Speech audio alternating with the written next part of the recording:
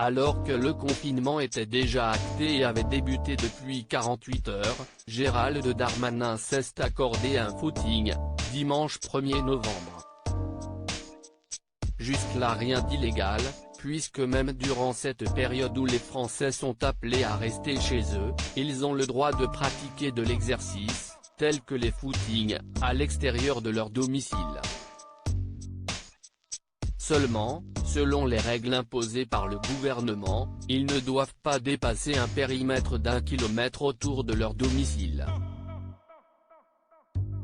C'est sur ce dernier point que les habitants de Tourcoing, dans le nord de la France, se sont questionnés puisque le chemin emprunté par le ministre de l'Intérieur ne respectait pas cette consigne.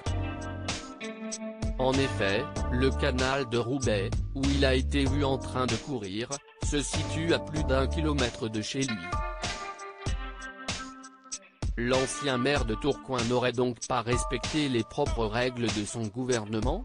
Du côté du ministère de l'Intérieur, on met en avant les questions de sécurité. Tout d'abord, cette sortie aurait respecté la durée maximum d'une course d'1 heure puisqu'elle a duré 32 minutes en tout. Le choix du parcours relève de contraintes de sécurité que nous imposons. Nous avons reconnu plusieurs itinéraires. Nous avons choisi cette zone parce qu'elle évite de courir en ville et qu'elle est la plus proche.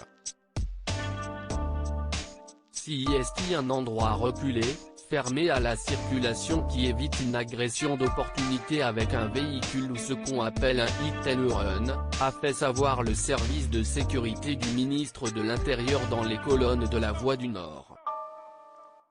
Gérald Darmanin n'a pas réagi à la polémique, pas de quoi calmer les critiques qui sont nombreuses à l'encontre de Gérald Darmanin depuis ce jogging jugé par certains frauduleux.